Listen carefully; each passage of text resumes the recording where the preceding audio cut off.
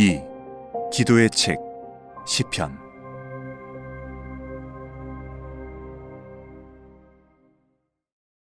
기도는 혼과 영과 및 관절과 골수를 찔러 쪼개기까지 하며 또 마음의 생각과 뜻을 판단하시는 살아있는 하나님의 말씀과 우리의 언어를 나란히 놓는 대담한 모험이다.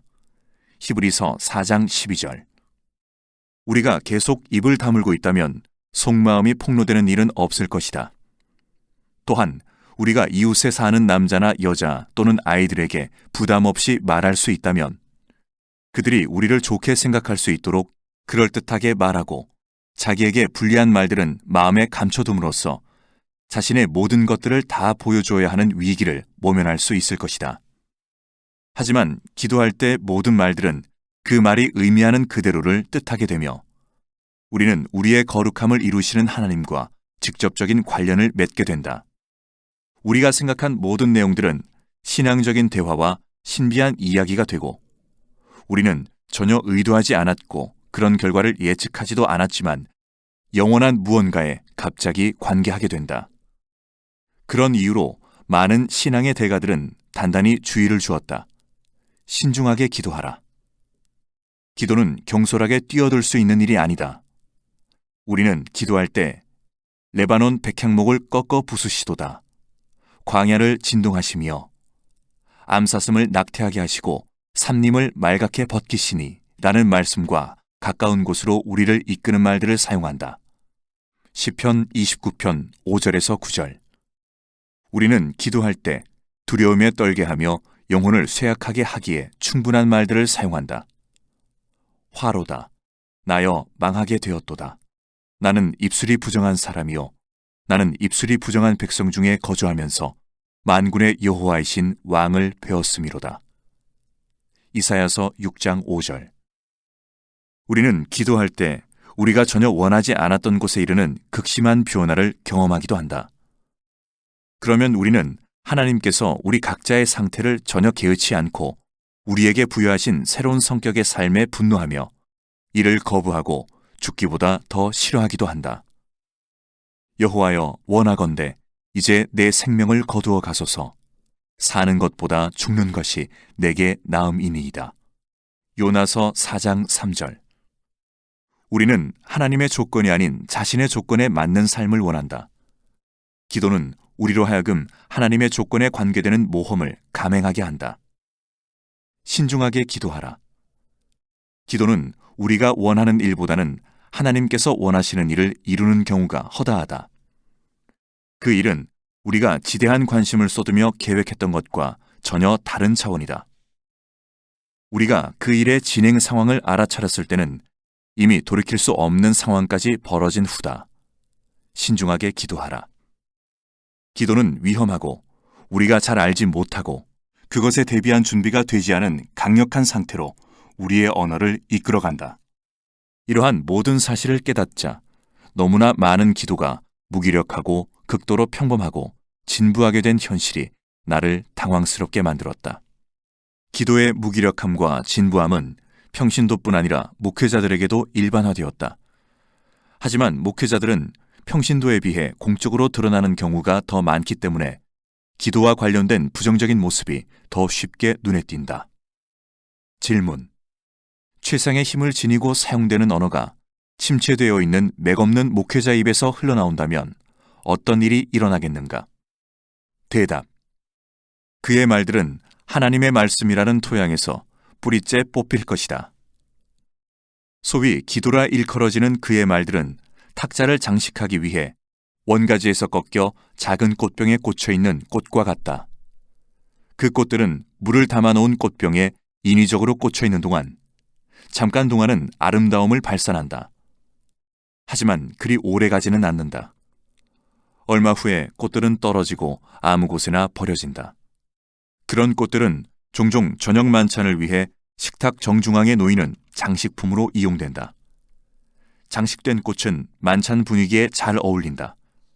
하지만 그 꽃은 식탁의 본래 목적을 절대로 이룰 수 없다. 식욕을 충족시켜주고 힘든 하루 일과를 보충해줄 칼로리를 제공해주는 것은 소고기와 감자이기 때문이다. 목회자들은 예식을 진행하거나 그저 장식용으로 기도해달라는 요청을 자주 받는다. 목회자들은 그것을 자신들의 직무로 여기고 사람들도 그런 일을 목회자의 일이라고 생각한다. 거의 모든 회의도 목회자의 기도로 시작한다. 목회자들은 회중들의 기도를 인도한다. 가끔 기도로 하루를 시작하는 경우도 있다. 흔히 있는 일이지만 공동체의 행사, 학교의 졸업식, 국경일의 기념식, 건물 헌당식에서 기도해달라는 초청을 받고 가보면 기도 순서는 모든 프로그램의 맨 앞에 들어있다. 기도는 모든 일들을 시작하게 한다. 목회자들은 이처럼 시작되는 상황에서 기도해주는 일을 반복적으로 수행한다. 아이가 태어나면 새로운 생명이 시작되는 것을 감사하는 기도를 드린다. 병원에서 의사는 수술을 시작하기 전에 간절한 마음으로 기도한다. 누군가 죽음의 길에 접어들기 시작할 때 목회자들은 기도해달라는 요청을 받는다. 마지막은 새로운 시작이다. 기도는 마치 회의를 위한 의제의 첫 번째 항목처럼 맨 앞에 있으며 프로그램의 시작을 알리고 모든 종류의 개인적이거나 공적인 일들의 시작과 연관되어 있으므로 기초적인 행위인 동시에 모든 일의 첫 번째 언어인 것처럼 보인다. 하지만 이 같은 외적인 기도의 모습은 사람들을 그릇된 방향으로 이끈다. 목회자들 역시 잘못된 이끌림을 받아 온전한 기도의 정착과 성장을 위한 기름진 옥토가 턱없이 부족한 지역에 이르고 말았다. 게다가 전체적으로 볼 때 목회자들은 사람들을 잘못 인도하는데 상당 부분 기여했다. 왜 그들은 제대로 깨닫지 못하는가? 왜 그들은 쉽게 속아 넘어가는 걸까? 그들이 진부한 오만함의 자세를 취하게 된 것은 자만심이나 무지 때문이 아닐까? 어떤 경우든 간에 해결책은 잡초가 우거진 자갈밭과 같은 종교적인 잡담에서 하나님의 말씀의 토양으로 옮겨지는 것이다. 기도의 외관은 잘못 인식되었다. 기도는 결코 첫 번째 말이 아니라 두 번째 말이다. 하나님이 첫 번째 말씀이 되신다. 기도는 하나님에 대해 응답하는 언어다. 기도는 연설이 아니라 응답이다. 기도할 때 가장 중요한 것은 이와 같은 기도의 2차적 특성이다. 이런 특성은 특별히 목회자에게 더욱 중요하다. 그 이유는 목회자들이 차지하는 위치 때문이다. 목회자들의 기도는 모든 일들을 착수하게 하는 힘을 지니고 있는 것 같고 위원회의 일이나 공동체의 토의에서 오가는 일상적인 언어들을 합법화하고 복되게 하고 상황을 호전시키고 공동체를 발전시키는 성스러운 말씀처럼 여겨진다. 목회자가 일상적으로 듣게 되는 모욕적인 언사는 사람들이 회의나 식사를 위해 한자리에 모였을 때 쉽게 들을 수 있다. 목사님, 모임 시작하기 전에 잠깐 기도해 주시겠습니까? 목회자들이 윌리엄 맥나마라가 상상한 대답을 큰 소리로 외치며 그런 요구를 되받아친다면 상황은 아주 재미있게 돌아갈 것이다. 기도하지 않겠습니다. 잠깐의 기도란 있을 수 없습니다. 기도는 사자굴에 들어가는 것이고 우리가 온전한 정신으로 살아 돌아갈 것인지 정확히 알 수 없는 거룩한 장소로 우리를 데려다 주는 것입니다.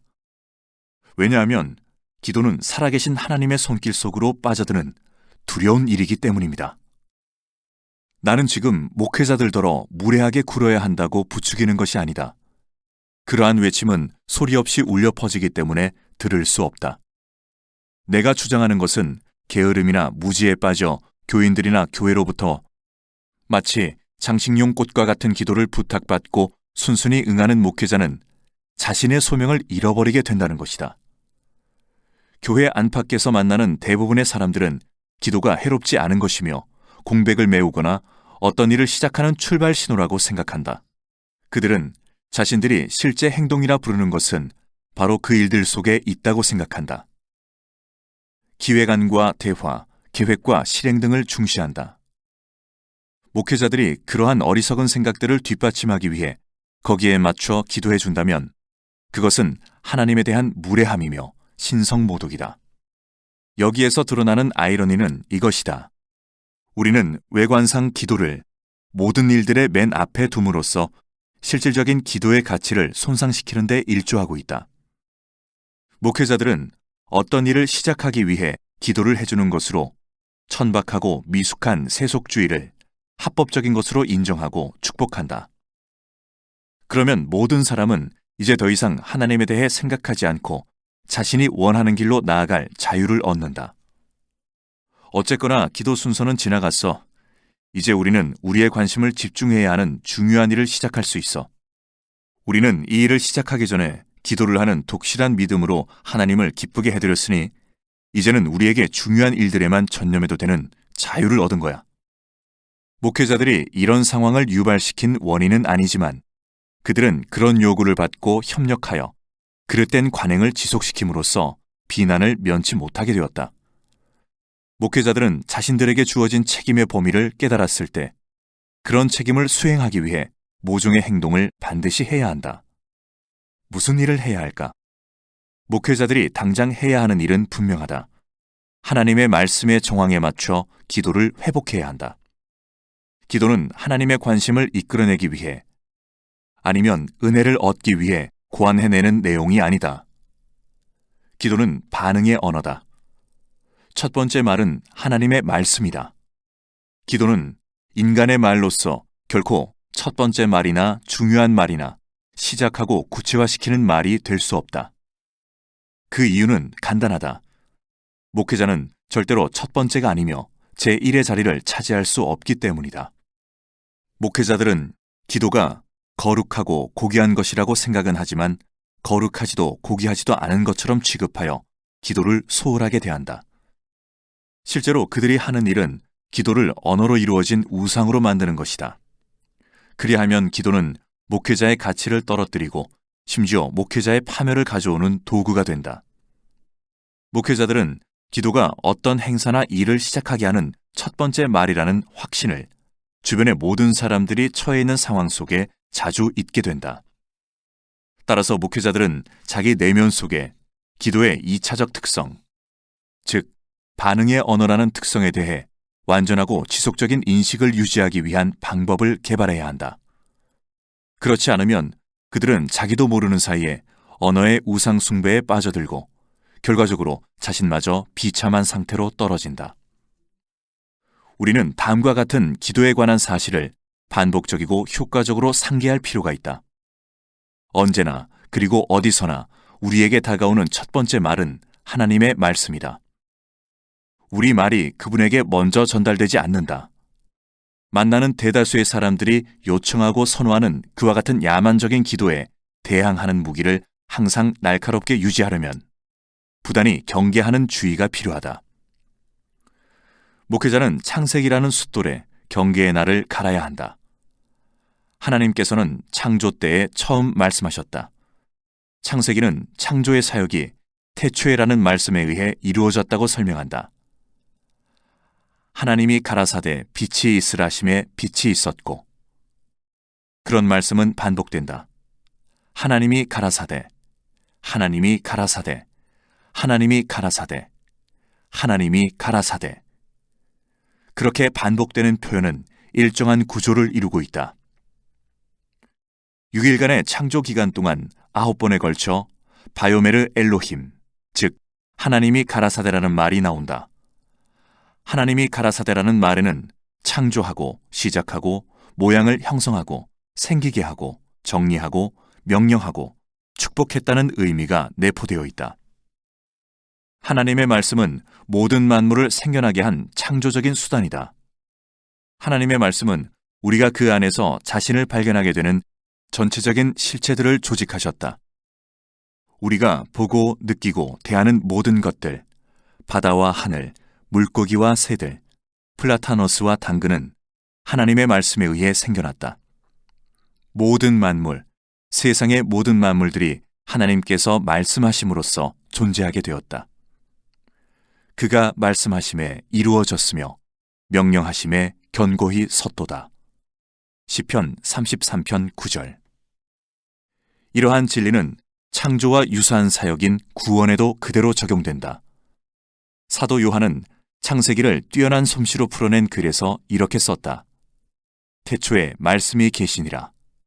말씀이 육신이 되어. 복음서는 예수님께서 말씀하심으로 구원을 이루시는 내용들을 자세히 실어놓았다. 그분은 귀신들의 혼돈을 꾸짖으셨고 사람들을 부르셔서 제자의 삶을 살게 하심으로써 그들을 파멸로부터 떼어놓고 성경 구절을 인용하여 사단을 물리치셨고 치유를 명하고 사람들을 먹이고 복을 주기 위해 축사의 말들을 사용하셨다. 창조의 사역에서 그러했던 것처럼 말은 구원의 사역에서도 기본 토대가 되었다. 우리 외부에 있는 모든 것이 하나님의 말씀 안에서 생겨난 것처럼 우리 내부에 있는 모든 것 역시 그 말씀으로 시작되었다. 우리는 하나님의 말씀을 넘어설 수 없다. 하나님의 말씀보다 앞서는 인간의 통찰력, 인간의 욕망, 인간의 외침은 없다. 어떤 위대한 관념이나 위대한 진리도 이 말씀보다 우선할 수 없다. 우리가 바라보는 모든 곳, 우리가 조사하는 모든 곳, 우리가 귀를 기울이는 모든 곳에서 우리는 말씀을 만난다. 그 말씀은 우리의 말이 아닌 하나님의 말씀이다. 우리의 기도에 비해 하나님의 말씀이 비교할 수 없이 압도적으로 앞선다는 사실은 아무리 성경에 분명하게 선포되어 있다 하더라도 우리가 하나님보다는 자기 자신에 대하여 훨씬 더 많이 알고 있다는 단순한 사실 때문에 우리에게 즉각적으로 분명하게 다가오지 않는다. 우리는 하나님에 대한 의식보다 훨씬 더 강한 자의식을 가지고 있다. 기도할 때 우리가 자연스럽게 의식하는 사실은 우리가 하나님을 첫 번째 말씀으로 삼고 있다는 것이다. 하지만 우리의 의식은 거짓말을 하고 있다. 따라서 우리 입을 통해 나오는 모든 말에 비해 하나님의 말씀이 무조건적이고 완전하게 앞선다는 인식을 깨닫고 유지하려면 부단한 노력, 반복되고 상상력을 바탕으로 하며 성경적으로 형성된 노력이 요구된다. 우리가 언어를 습득하면서 얻는 경험은 성경의 증언과 부합되며 창세기와 요한복음의 내용을 입증하기 위한 쉽고 값싼 근거를 제공한다. 사람은 아주 어릴 적에 언어를 배우기 때문에 언어 습득 과정에 대한 명확한 기억이 없다. 하지만 아이들이 말하는 법을 배우는 과정을 관찰하면 다음과 같은 분명한 사실을 확실하게 발견할 수 있다. 즉, 언어는 우리에게 들려진다는 사실이다. 말을 들음으로써 말을 배운다. 인간은 태어나는 순간부터 언어의 바다에 잠긴다. 언어 속에서 헤엄친다. 명사와 동사들에 흠뻑 젖는다. 시간이 지나면서 우리는 그런 무수한 말들 가운데 어떤 것들이 자신을 향해 다가오는 것임을 깨닫게 된다. 이름, 사랑, 위로 등과 같이 개인을 겨냥하는 말들이 있다. 그런 다음 서서히 음절의 형태, 엄마, 아빠, 병, 담요, 응, 아니 등으로 반응하는 언어 능력을 습득한다. 그런 말들 가운데 어느 것도 첫 번째 말이 아니다. 아이가 자기 스스로 말을 하여 반응하는 법을 배우기 전까지 몇 주 그리고 몇 달에 걸쳐 수십만 개의 말들이 아이에게는 전달된다. 인간이 배우는 언어는 굉장히 복잡하다.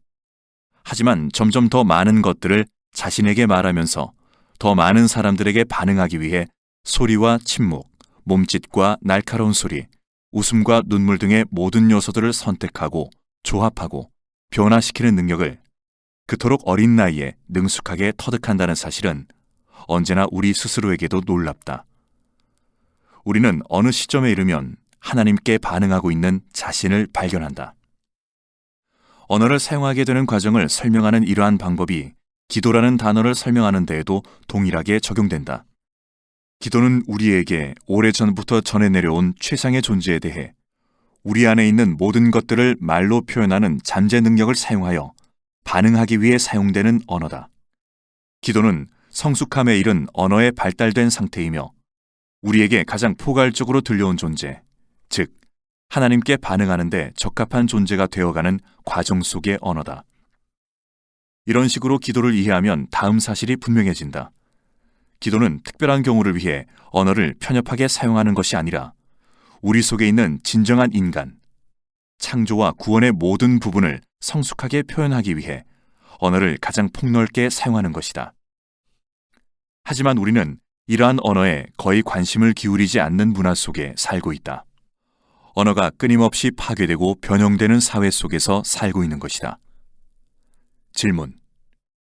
우리는 하나님께 응답하는 것처럼 성숙한 상태에 이른 언어를 어디에서 배울 수 있는가? 대답: 시편. 히브리 사람들과 그리스도인들이 하나님께 응답하는 법을 배우고 기도하는 방법을 배우기 위해 출석하는 거대한 대학은 시편이었다. 기도를 배우기 위해 시편 학교에 입학한 사람들은 다른 곳을 찾는 사람에 비해 월등히 많았다. 시편은 이스라엘의 기도소였다. 시편은 예수님의 기도소였다. 시편은 교회의 기도소였다. 히브리 민족과 기독교의 전통에서 시편이 기도에서 모든 관심과 훈련의 중심부를 빼앗긴 적은 단 한 번도 없었다. 단, 우리가 살아가고 있는 21세기는 예외가 될 가능성도 있다. 실제로 시편을 읽고 거기 시편의 순서에 의존하여 기도하는 것을 배우기 전에 시편에 대해 반드시 주목해야 할 중대한 사실이 있다. 150편의 시편은 5권으로 구분되어 있다. 그러한 구분은 쉽게 발견할 수 있는 사실이다. 하지만 우리는 너무나 명백하지만 아주 익숙한 다른 많은 일들을 대하는 것처럼 그러한 시편의 구분을 알아차리지 못하는 경우가 허다하다. 그러나 시편이 5권으로 구분되어 있다는 사실에는 각별한 주의를 기울일 필요가 있다. 이 5권의 구분은 우리가 기도하게 될 여러 상황들을 규정한다. 기도를 위한 정경적인 콘텍스트를 형성하는 것이다. 그러한 상황들이나 콘텍스트를 무시하거나 잊어버린다면 우리는 온전한 진리들을 제대로 깨달을 수 없다. 여러 상황과 콘텍스트를 항상 염두에 두면 결코 치명적인 잘못을 범하지는 않을 것이다. 5권의 구분법이 지니는 의미는 아무리 강조해도 지나치지 않다. 그러한 구분은 편집하는 과정에서 대충 주물럭거려 만들어낸 그저 그런 문제 또는 우연한 문제가 아니다. 그것은 방향성과 관련된 중요한 문제다. 따라서 기도하는 자는 하나님께서 선포하시는 말씀에 대해 인간으로서 응답하는 말을 제대로 배우게 된다. 자신의 기도가 모든 일을 시작하는 언어라고 혼동하거나 오해하지 않게 될 것이다. 5권으로 나눈 구분법은 표준적인 예전문에 의해 다양하게 이루어졌다.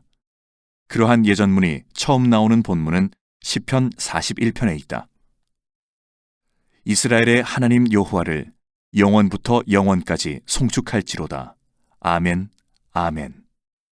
시편 41편 13절. 두 번째에 해당하는 예전문들이 두 번째 책으로 구분된 시편 42편에서 72편에 모여 있다. 처음에 제시되는 송영은 앞에서 본 예전문과 동일하고 결론부의 2번 아멘 역시 동일하다. 하지만 중간 부분이 좀 더 확장되었다. 부가된 각주 기록은 시편에서 다윗의 시 부분이 끝났다는 것을 말해준다.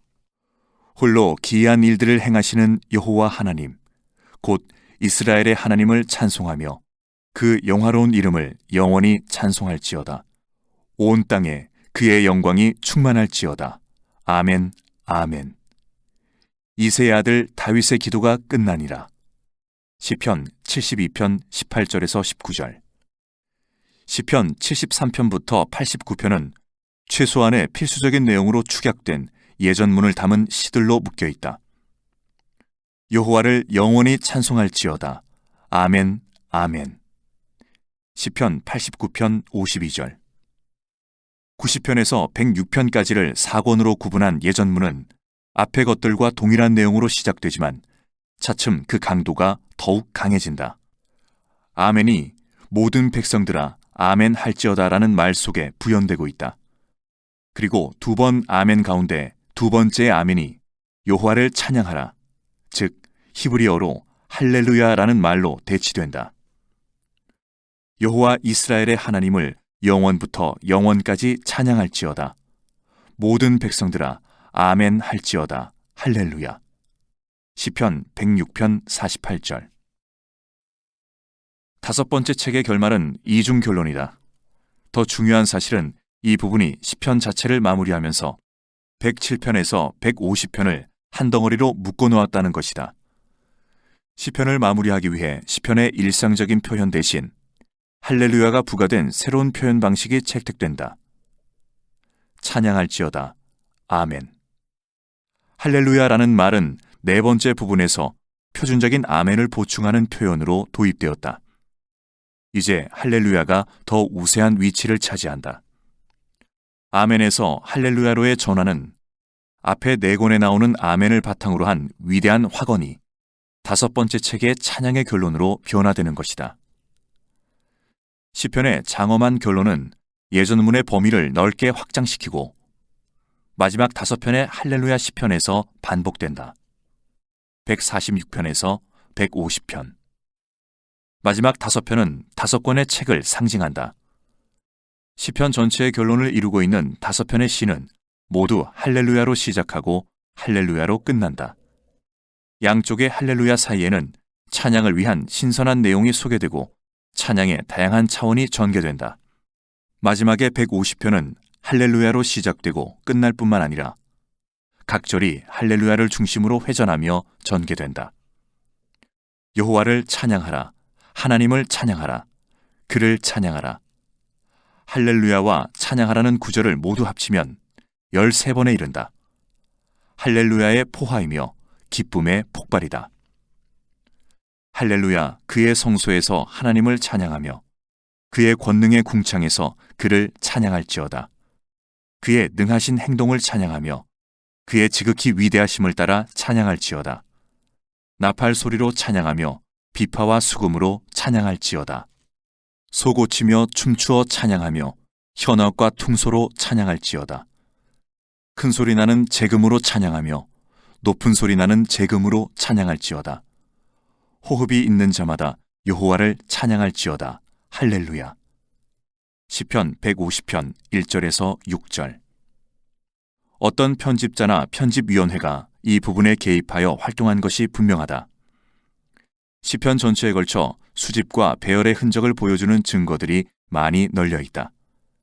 지난 세기에 사해사본이라 불리는 시편 본문이 쿰란 동굴에서 발굴됨으로써 편집 작업의 범위와 활력을 보여주는 새로운 증거들이 쏟아져 나왔다.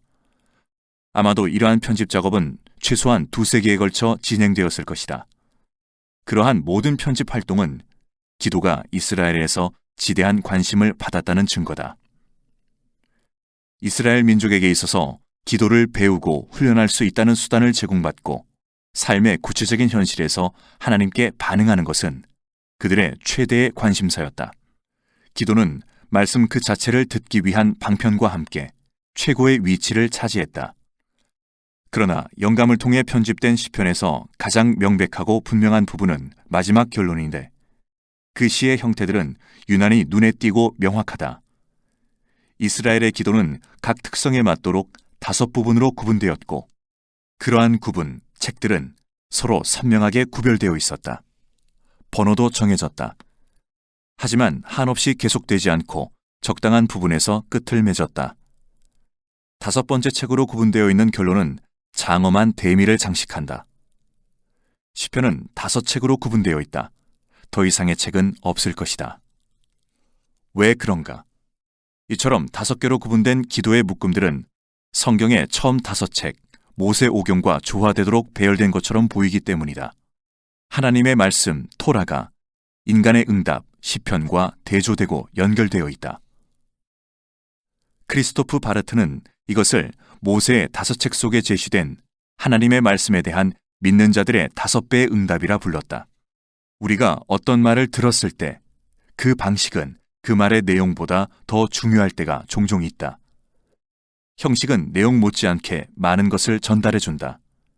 이러한 사실은 여기에서도 그대로 적용된다.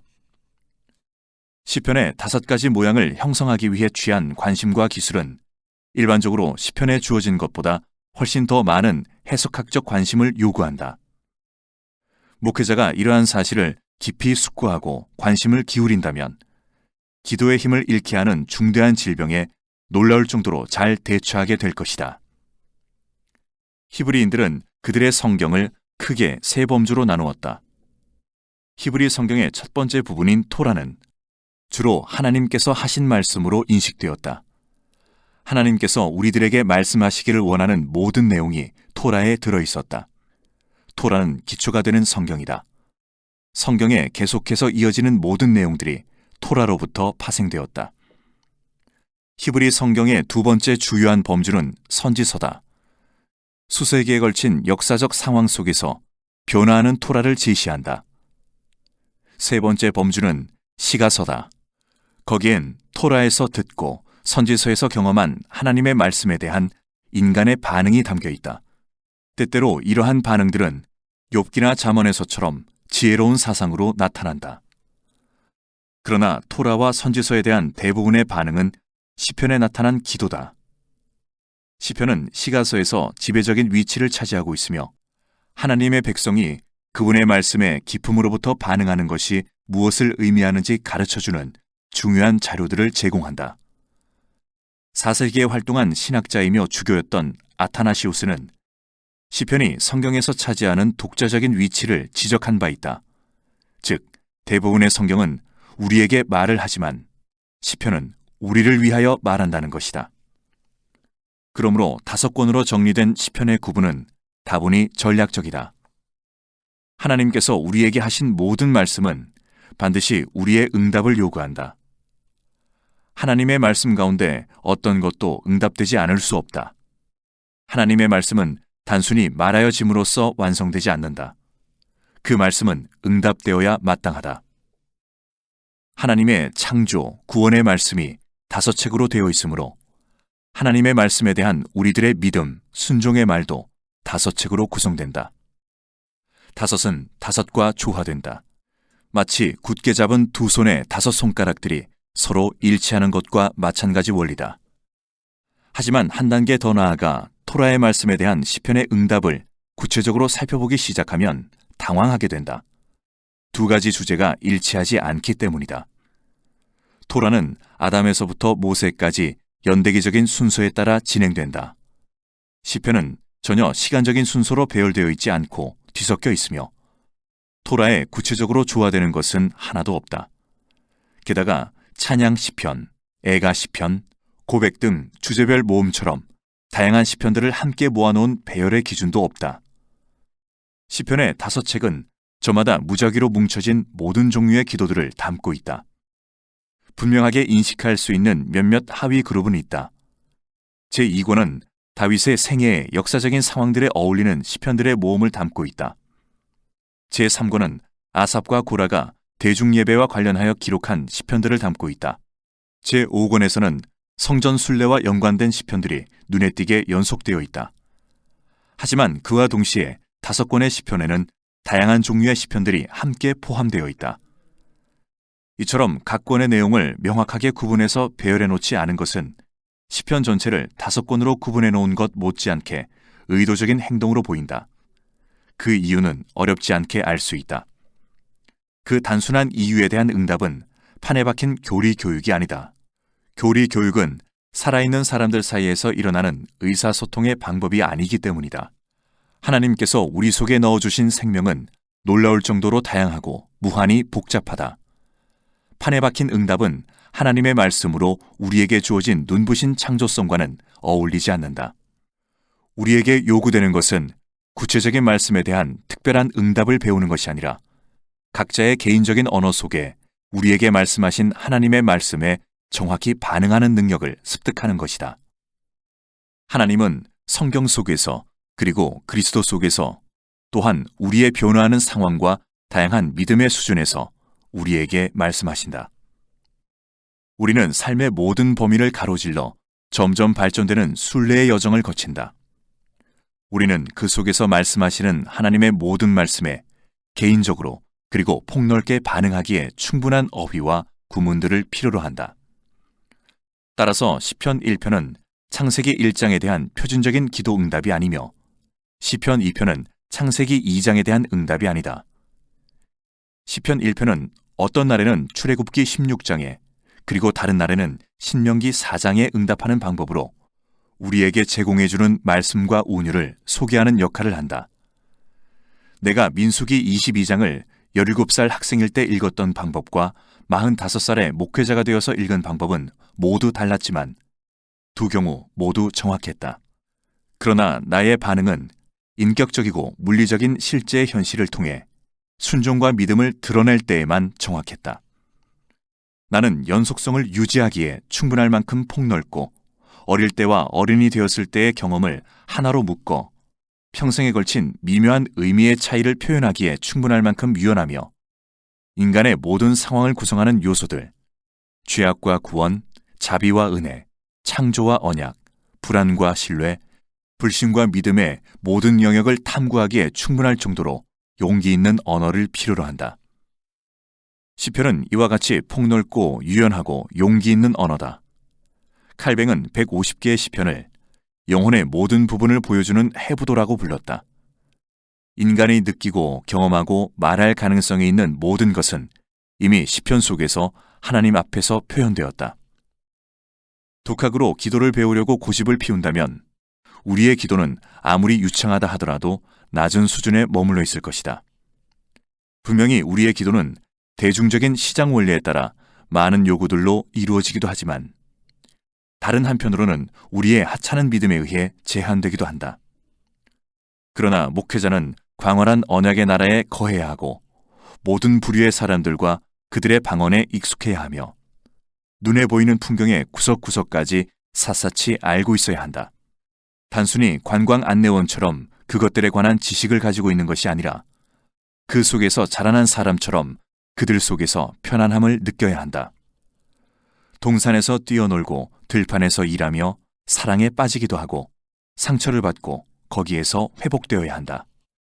잘난 체하고 이기적인 종교 프로그램에서 벗어나 넓은 마음에서 비롯되는 순종으로 나아가며 직업적으로 규정된 삶의 안정된 성공을 버리고 기도 속에서 믿음과 사랑으로 살아가는 삶을 살아가기란 결코 쉽지 않다. 종종 여기에는 실패와 고통이 따른다. 이와 같은 강렬함에 어울리는 언어를 어디에서 얻을 수 있는가? 오로지 시편 외에는 없지 않은가?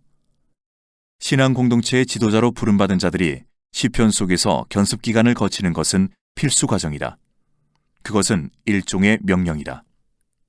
대부분 교회들은 오랜 세월에 걸쳐 이에 대해 의견 일치를 보았다. 로마 가톨릭 교회 성무 일과서, 영국 국교회 공동 기도문, 스코틀랜드 장로교회 시편집 등 같은 성직자들을 위한 모든 교본들은 시편을 바탕으로 만들어졌다. 교황 비오 10세는 자신의 교황 칙서인 헌장에서 이렇게 말했다. 시편은 사람들, 특히 예배의 삶을 살기로 헌신한 자들에게 하나님을 어떻게 찬양해야 하는지 가르쳐준다. 목회자들에게 기도의 커리큘럼을 택하고 받아들이게 하는 데에는 몇 가지 민감한 문제들, 하나님 말씀의 완전함, 목회 사역의 고결함, 예배의 건전함이 내포되어 있다. 마치 의사가 자기 집 뒤뜰에서 재배한 약초와 잡초들을 섞어서 약을 만드는 것처럼 목회자가 자신의 주관성으로부터 기도를 배울 것이라고 생각할 수도 있다. 그러나 기도는 결코 인간의 감정적인 편린이나 직업적인 의무감을 조합해서 만들어지지 않는다. 교육받거나 훈련되지 않은 우리의 기도는 외국어로 된 속담집을 가지고 있는 관광객에게 배운 이상한 말과 같다. 우리는 식사 때 감사 기도를 하고 막대한 죄악을 회개하고 로터리 클럽의 야유회를 축복하고 특별한 인도하심을 간구한다. 우리는 기도가 종교적인 지방을 통과하게 될 때 부딪히는 그런 순간들을 벗어나기 위한 한정되고 우발적인 언어라고 생각하지 않는가?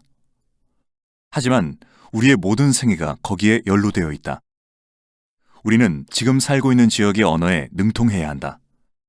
직업을 구하기 위한 조건으로서 주간 보고서를 제출하기 위해 간단한 메모를 하는 것으로 충분하지 않다. 우리는 언어의 모든 부분과 응답 언어를 위한 복잡한 구문론까지 들어있는 포괄적인 문법을 완전히 이해한 대학원생 정도의 수준을 반드시 갖추어야 한다. 시편에 따라 기도하다 보면 영혼과 육체의 편린들을 발견한다. 그런 편린들은 우리 자신뿐만 아니라 다른 사람들의 것으로 예배와 사랑과 믿음 안에서 표현되었다. 물론 시편은 목회자들을 보호해주는 특별한 장비가 아니다.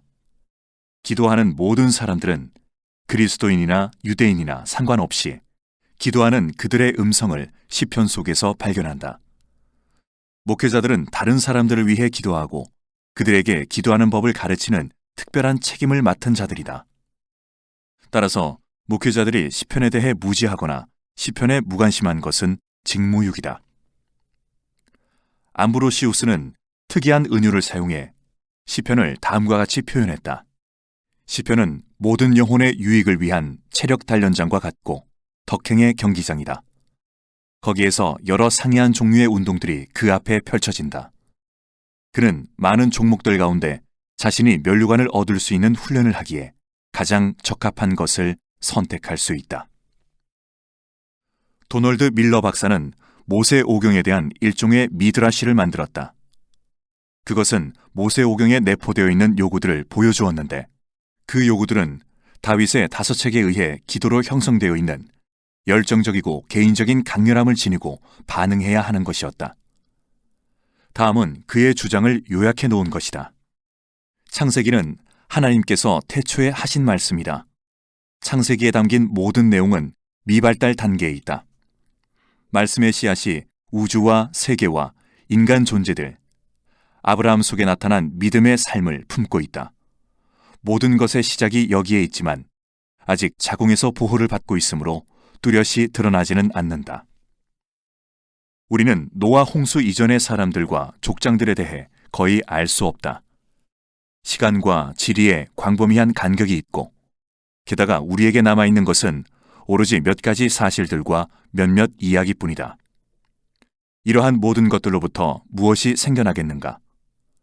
창조와 언약의 윤곽은 선명하다. 그러나 그 모양은 이제 막 형성되기 시작했고 팔다리와 기관들은 발전 단계에 있다. 우리는 창세기의 자궁에서 엄청난 에너지가 모여드는 것과 막대한 소망이 부풀어 오르는 것을 분명하게 목격한다. 출애굽기는 탄생과 유학이다.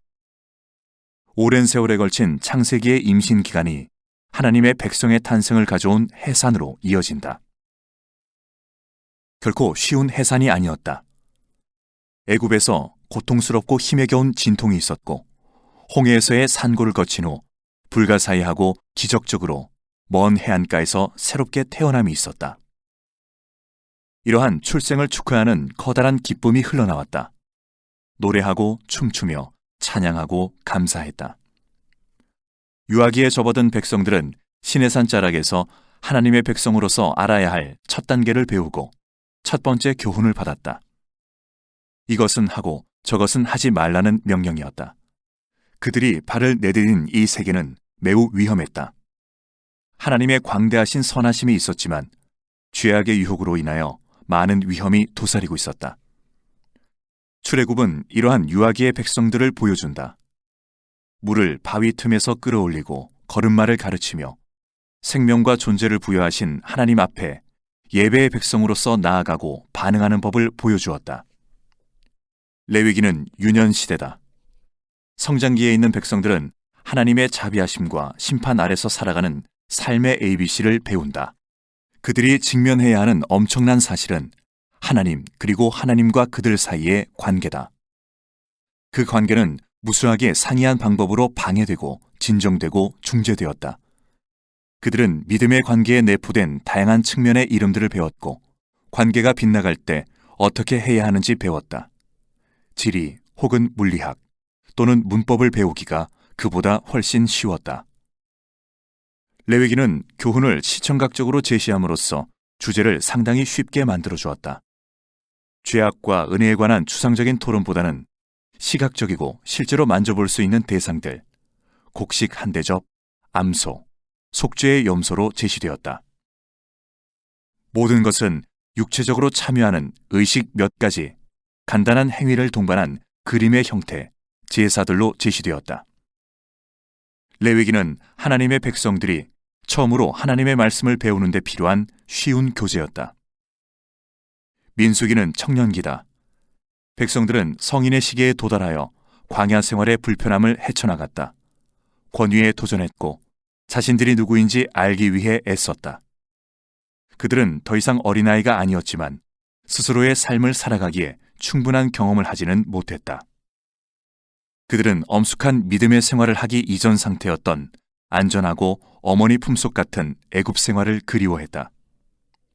그들은 노인네에 불과한 모세의 지도 체제에 적응하지 못하고 견디지 못했다. 이스라엘 백성들은 불평하고 불순종했다.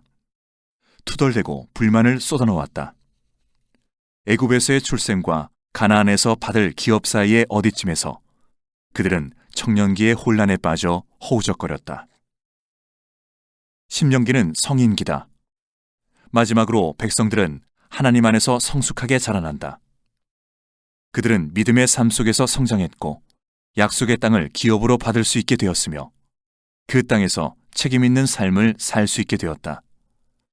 그들은 제대로 교육을 받았고 효과적으로 훈련을 받았으며 어려운 시험을 통과했다.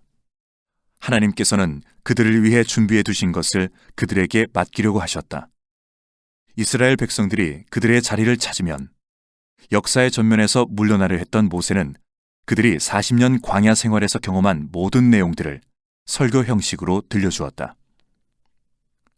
또한 하나님께서 그들에게 나타내신 모든 하나님의 뜻과 방법들, 믿음의 삶과 관련이 있는 모든 중대하고 영광스러운 문제들도 그 속에 포함시켰다. 광야와 가나안이라는 약속의 땅 사이에 있는 경계에서 모세는 이스라엘 백성들로 하여금 위대한 예배의 행위에 관심을 기울이게 한다. 그는 그들을 하나님 앞에 서게 하고 그들 앞에 하나님을 제시해 준다. 그리고 그들을 축복했다. 드라이버는 신명기에 관한 연구를 통해 그 책에서 독특하면서도 최종적인 단 한마디는 사랑이라고 말했다. 이것은 매우 중요한 지적이다. 왜냐하면 우리는 성인이 될 때까지 사랑의 능력을 갖지 못하기 때문이다. 사랑은 유아기를 지나 어린아이와 청소년기를 거치면서 우리 속에서 발달되는 모든 요소들을 통합하며 다른 사람들과 하나님과의 친밀하고 신실한 인격적 관계를 온전하게 유지할 수 있게 한다. 밀러 교수의 미드라시는 5권의 토라를 새로운 탄생으로부터 성숙한 사랑에 이르기까지 우리를 온전한 존재로 부르시는 하나님의 말씀으로 바라볼 수 있는 관점을 제공한다. 따라서 우리는 5권의 시편으로 반응하기 위해 그에 합당한 포용력과 이해력을 갖추어야 한다. 모든 기도는 하나님의 말씀에 들어있는 적절한 정황 속에서 회복된다. 하나님의 말씀은 비인격적으로 혹은 기계적으로 작용하지 않는다. 하나님의 뜻을 억지로 새겨 넣으려고도 하지 않는다. 사람들은 말씀으로 인하여 존재하게 되었고 생명은 하나님의 은혜로 그리고 사랑 안에서 형성되었다. 다른 사람들과 의견이 일치하지 않을 때 가장 먼저 앞서는 것이 언어다. 언어는 대화, 연설과 반응, 질문과 응답 등에서 최상의 가치를 드러낸다. 믿음의 삶은 우리에게 주어지는 것이 아니라 순종적인 동의와 자발적인 찬양의 말들 속에서 완성되는 명령과 축복의 언어에 의해 우리 안에서 발전한다. 우리 삶의 모든 부분과 인간 역사의 모든 영역은 하나님께서 말씀하시고 그 다음에 응답한 것으로 이루어졌다. 인간에 의하여 응답되어졌다. 모든 것을 둘러싸고 있고 모든 것을 꿰뚫고 있는 하나님의 말씀은 우리가 살아가는 이 세상을 구성하고 있다. 목회자의 직무 가운데 아주 중요한 것은 단 하나의 말씀이라도 추상적이고 비인격적인 상태로 흘러가지 않게 하고 또한 그 말씀을 단지 지식적인 차원에서 응고되지 않게 하는 것이다. 하나님의 말씀은 모두 인격적이다. 목회 사역이란 이러한 언어에 항상 깨어 있으면서 다른 이들로 하여금 깨어 있으며 모든 말씀에 응답하도록 돕는 일이다. 물론 그 사역은 갑자기 어느 한순간에만 행하는 것이 아니라 언제나 변함없이 이어진다. 왜냐하면 우리의 삶 가운데 어떤 요소도 기도를 통한 믿음과 순종의 언어로 응답하기를 요청하시는 하나님의 창조의 구원의 말씀에서 벗어날 수 없기 때문이다.